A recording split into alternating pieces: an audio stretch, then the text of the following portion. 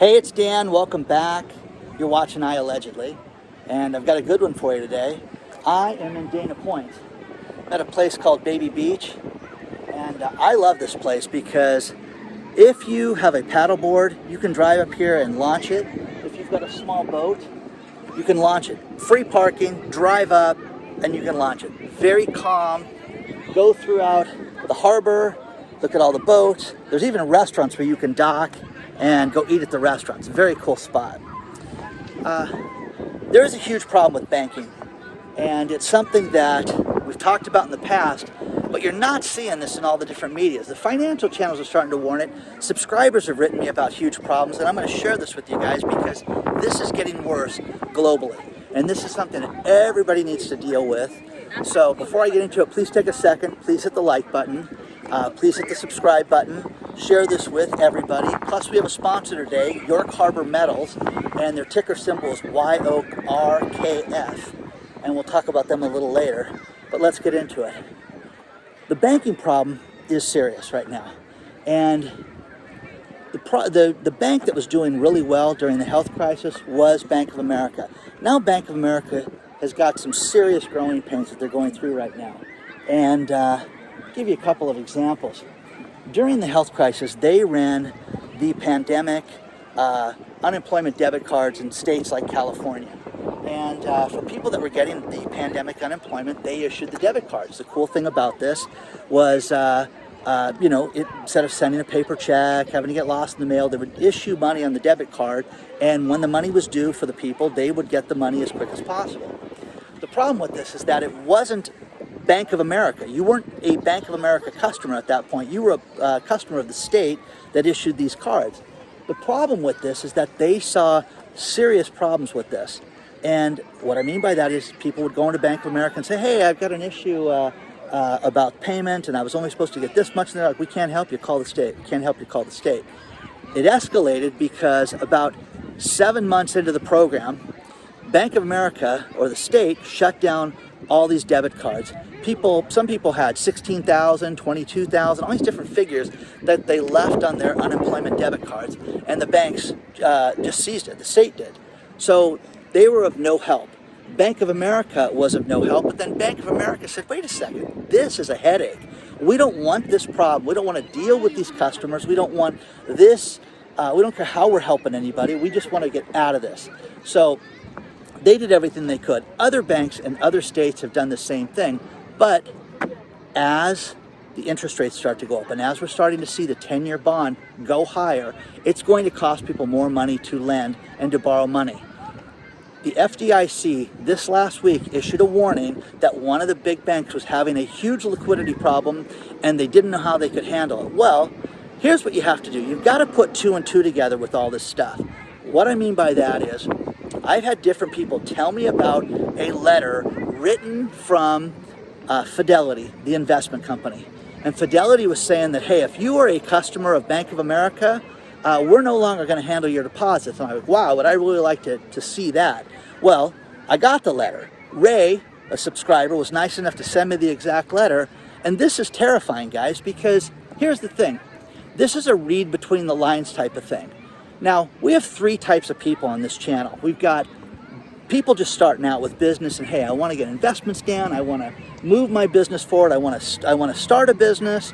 And then you've got people in the middle of the road that maybe they own a business and they're struggling, or they need help, or they want to push it to a different level. There's those people. And then we've got wealthy people. We've got a lot of people on here that have been very successful, that are near retirement or retired and living off the hard work that they did their entire life. That being said, I think that's Ray, because Ray's got a Fidelity account. I'm not going to give you his last name. But Ray wrote and sent me this Fidelity letter, which this is terrifying, guys, because what Bank of America is doing right now is they're saying that if you have a Fidelity account, they have what they have a sweep account that sweeps into the Bank of America. You have basically a Fidelity account, and then you have an investment account or a bank that's linked to that. If it is Bank of America, it's no longer. They're no longer going to sweep into Bank of America. You can say, well, big deal. Well, wait a second. It is a big deal because What they're doing is they're taking people, Bank of America is the only bank that they have listed, it's going to a government fund right now. Do you want the government handling your interest, handling your payments? This should terrify everybody because it tells me that Bank of America is the bank that's having a serious liquidity problem right now. Okay? Fidelity's figured it out. Fidelity doesn't want to have anything to do with Bank of America right now. And come this week, the 25th of April, this is when this all gets shut down with Bank of America and Fidelity. Federal money market account that goes to the feds. Now, hey folks, if you have an additional account and you've listed another bank, it'll go to that bank instead of this. If the money is transferred to B of A and you don't have access to it, it'll eventually be refunded to you. Who wants that, guys? This is absolutely crazy that people are just going to let this happen. And by the way, the Fidelity letter, which is the most disturbing part of this, is that you don't have to do anything during this time, they're saying. Just let this happen and we'll take care of the rest. You have to have the money secure with another bank right now. But Bank of America is in huge trouble right now. That's number one. The other thing is people with pensions right now, globally, okay? You have to look at the security of your pension right now. Go and ask some questions, guys, okay? I'm hearing from police officers in the UK that are having trouble with their pensions right now. Now, I'm reaching out, I'm just getting small stories, but again, alarming. This should be concerning. These are police officers that work their entire career for different jurisdictions, but have a retirement account, and they're having trouble accessing them, or the financial stabilities are in question right now. That's a huge problem. How about people that worked for the embassy and were tied to Lebanon? Lebanon just seized all these different UK bank accounts last month and don't know when they're going to get them back. It's over $100 million right now. And again, you have people that work as British citizens and maybe they're at the embassy, maybe they're in security, maybe they're doing something for the government in Lebanon, and that money's been seized and we're working on it. Well, that's a story out of Reuters that you can read below too. But again, this should concern you that this is happening, okay? So share your thoughts on all this stuff. The banking situation is not secure right now. It's not going to be something that's going to be resolved quickly by any way, shape, or form, okay?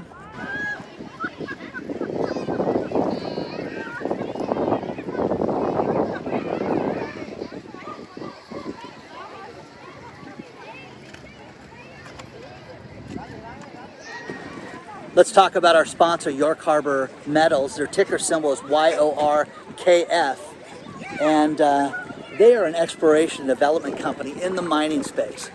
Now, I'm going to do this one a little differently for you guys, and the reason why I'm going to do it this way is that I like to, when I research these things for you guys, I like to look at who's involved with the company. There's a man named Eric Sprout, who is a billionaire in the mining space. This man recently put $1 million into this company and brought in another partner, Andrew Lee, to put an investment into the company as well. And they have 7 different partners that own 52% of the company right now. This is very solid because here's a guy that's seen the stock price go up. He didn't sell. He's made an absolute fortune already. He's made 2.5 times on his money already. The stock is trading under 90 cents a share right now. But York Harbor has got 11 different mines inside their one facility. And it's absolutely amazing. It's a VMS mine, which has everything. It's got zinc, silver, copper, and VMS, volcanogenic massive sulfide is what VMS stands for. But this is the holy grail of mining. There's only 350 of these that have been found in Canada, and York Harbor has it. The cool thing with this is that you've got all these different players. They brought in new geologists. They are drilling basically, like they said, we're going to build now, we're going to drill now, we're going to drill in 3 months, we're going to drill in 6 months, we're going to drill in 18 months. But this company is an absolute takeover play that could be taken over by one of the bigger players in 12 months to 24 months. So take a look at YORKF, York Harbor Metals. This one I really like for a lot of reasons, but I like it because of the people that are involved in it. When you see companies like this that go out there, I like news. I like to find out what they're doing and what they're bragging about. This company, I started to look up the press releases, and I'm like, holy cow. They've had almost 24 press releases in 2022 already, which is huge, guys. They've got news. They're talking about what they're doing, all the expansion. They've got 4 other projects that they're working on that are outside of the Newfoundland area that are things that they haven't drilled yet, but at sea level, above sea level, all this cool stuff that they're working on. I mean, it's very exciting, but VMS mines account for almost 27% of the silver that's mined, 18% of zinc that's mined, and copper, it's a huge amount of the copper that's mined too. So take a look at YORKF. I really think it's a winner right now, guys. And the reason why I'm into this is that the management team and the people that they brought in and all these heavyweight investors are the ones that are sticking around. That's what's exciting about this. So, not giving you guys financial advice. Do your own due diligence. Got the company presentation included below, but take a look at it. Their website is yorkharbormetals.com. I just think it's a winner, but when you get players like this involved, that's what you want to look at for different plays like this. We need alternatives for the banking problem right now. Metals are going to be that solution. If we're going to be stuck with electric cars, which I'm not a fan of, but if we're going to be stuck with it, it requires a tremendous amount of copper. Copper mining is going to be needed more than ever, and that's what York Harbor solves. So the future is bright for these guys, and they've got these 11 known mines that are already producing. They've drilled thousands of meters with separate drills, okay? And they've had tremendous results. So take a look at YORKF, guys. Let's get back into banking. The Russia default, the first one that happened, the big one, is going to cost billions of dollars to banks. And this is going to cascade problems around the globe. It's going to start in Europe first, it's going to then hit the UK, then it's going to hit different countries individually based on what they're owed by these people. And it's going to be huge. But they say it's going to start with $3 billion. Now, when you look at Citi Group, okay, they say that their losses are going to be $3 billion as well.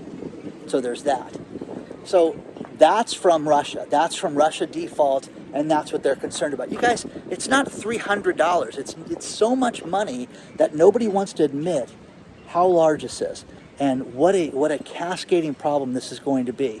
Bank of America, who I think is the bank that is finished, the stock has gone down 20% this year. And they're talking more and more about the problems with lending people money and the losses that they're going to have. Okay? So they're trying to put together a war chest to cover their losses, and they're having major problems with that. So Bank of America is on the brink as far as I'm concerned. Now, JP Morgan, Jamie Dimon, he talked about that they have a spending problem right now. They were working on expansion. They didn't bank on the Russia situation, but they spent $3.5 billion on expansion that's not going to pay off. Again, $3.5 billion. Imagine making that much of a loss. Imagine spending money that didn't get you anything, and you spent $3.5 billion. It's not like you did a $30,000 ad program, and you know what, this just didn't work out. We're going to regroup and start all over. No, you're finished when you do that. So he sees a major problem with that. And then the Citibank problem is huge. All these problems with the defaults and everything from Russia is going to cascade down. So share your thoughts on this stuff, guys. I want to know what you think about all this. We're getting warnings on other sectors of the economy. The next one is retail. There's a company called UBS. They used to be called Union Bank of Switzerland. Now they go by UBS. They are analysts and bankers that handle certain sectors. Retail is one of their biggest sectors. They're talking about there's going to be 50,000 more stores that are going to close in the next 5 years.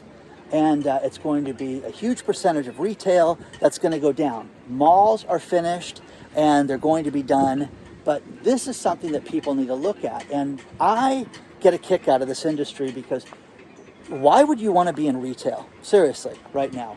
There's got to be a better way to sell right now. There has to be a way to not have it so that you have to have a physical store right now. It's dead right now. It really is.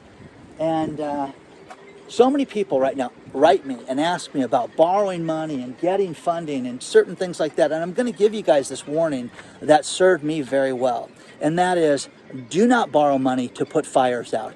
Because, well, Dan, you don't understand. If I don't pay my supplier 40 grand, they're going to cut me off unless I borrow money. So I'm going to borrow 50 grand and have $10,000 left over. And you know what's going to happen? You're going to pay those guys and they're still going to cut you off. Mark my words, because it's happened to me. And not only do you not have the supplier, but then you owe the bank the 40 grand. Don't ever forget that. Now's the time to negotiate like Michael Corleone, okay? And remember this, Senator, you can have my answer now if you'd like it, okay? Answer is nothing, okay? Remember that. And there's some serious value. Sorry, I just walked out by the lodge and you've got the dock. There's wind out here. I'm going to walk back. Here's the thing.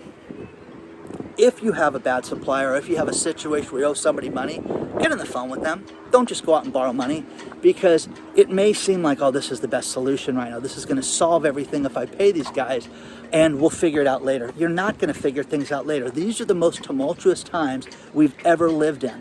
And if you were my brother, you were my idiot neighbor, you were a client of mine, okay, I would tell you the same thing. Do not borrow anything that's going to put a fire out. If it's going to expand your business, hey, Dan, if we pay for this new machine, it's going to open this sector up to us. If we pay for this inventory, we're going to be able to sell it and make a fortune. Expansion, moving forward. We owe this guy 50 grand and we've got to pay him because he's all over us. He is all over you. He is. It's time to negotiate. It's time to sit down, drive there face to face and say, what do you want to do? That's what you need to do right now, because there's nothing more powerful than that. And what's going to happen with this is that you're going to work something out. And I could do 100 different solutions for you, but the number one thing is go to COD, go to something where you pay a little bit more on each invoice, and it gets added to the back end, it pays off the debt. And oh my gosh, Dan, that may take years to do. Yeah, but you know what? You won't be a 40 grand in debt. Sorry for the wind right here. No one wants to deal with the reality that the business may be finished and that it may be done. And no matter what you do, you're living and working in a dying sector of the economy. You have to look at that. Where is the future of the economy right now? Where is it? Where is it with you? Where is it with your business? Personally, is education the key? Get free education. Do what you can do to not pay for student loans. Do what you can do to not be in debt to move yourself forward right now. That's what you need to do right now. That's the key to everything right now. If you can do that, you're going to be ahead of the game. But man, I'm telling you, UBS, the warnings on retail, that's the last thing I want to do is own a store right now. The malls are dying. I heard a great idea. Hey, we're going to put gyms inside the mall. People don't go to the gyms, guys. Certain people go to the gyms. Not everybody goes to the gym. So let's put those in malls so they can be empty and they can go out and you can have people sign up for that in January. And by March, they're not at the gyms anymore. So share your thoughts on this stuff, guys. But I'm really concerned about where this is at. And people just don't want to look at it. We're going to go back to normal then. Things are going to be okay. They're not. When you've got places like JP Morgan and Bank of America and, you know, look at Citibank. Citibank's talking about a $3 billion loss. You got to look at alternatives right now, guys. You know, I love metals. I love holding them in my hands. I love the metal stocks. Look at different alternatives for your lifestyle. Look at other ways to make money. I've had people tell me that they should have 5 streams of income. I just had a guy write me and tell me you need to have 7. Okay, well, okay, have 40 then. But you need different streams of income to make money so that you're protected regardless of what happens. So share your thoughts on this. It's a beautiful day out here. Here's a couple great stories. Tina Kumar of Hayward, California, went to her mailbox and got a stack of mail. It was 70 different credit cards that were attached to her account from Chase, issued to 70 different people, but they were mistakenly sent to her. So the identity thieves kind of screwed up and used her address. 70 accounts, guys. Here's the great part, is that when she called the 800 number on the back of the card, she realized that she activated all 70 cards. So Chase had no explanation for this, but again, watch your credit report, because here's a woman with 70 credit cards tied to her account. Imagine that. So next one is Boise, Idaho, which was the real estate haven during the health crisis, and everybody wanted to move to Boise. It's probably snowing in Boise right now, but everybody wanted to move to Boise. And now they're having a real estate downturn. You guys imagine that? Things are taking a turn. Things are sitting on the market longer. Price reductions, problems in Boise. So, coming to a city near you guys when it comes to real estate and downturns. Check your credit report, check your bank statements, make sure that you don't have 70 other cards tied to your account. You know, as we hit tax day, I had identity theft. I had someone file a massive tax return in my name. It took years to clean up, and it was an absolute mess. So you guys got to take care of this and look for this, because it's out there. These thieves are ingenious with what they do. So share your thoughts on all this stuff, guys. The stories are below. And again, Boise, what do you know? Real estate taking a downturn. I'm going to finish this video with these last few stories. First things first, a story that just won't go away, and that is, if you pay for things electronically with Venmo, with your Zelle app, with your Cash app, people are keeping records of that, and it's going to be reported to the IRS if you've been paid over $700 this year. So you better be keeping records of things like that. So people are not ready for this. They're not ready to run their little business and I made an extra $3,000 this year. Well, you're going to pay taxes on that now. That's etched in stone. Take a look at the New York Times article that's attached.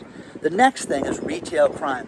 Retail crime is a huge problem. Here in Orange County, we just had another smash and grab robbery late last week, where they went into the Brea Mall, to the K Jewelers, and took a sledgehammer to the shelf and smashed everything, smashed the cases, and took a bunch of gold and jewelry out of the K Jewelers store. Horrible, guys. Absolutely horrible. In broad daylight. Okay? That's that.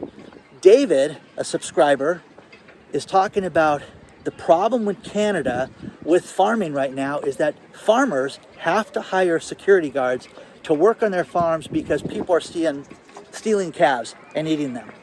That's horrific, guys. That they have to steal to eat is one thing. That's horrible. And that these farmers have to go out and hire security for that.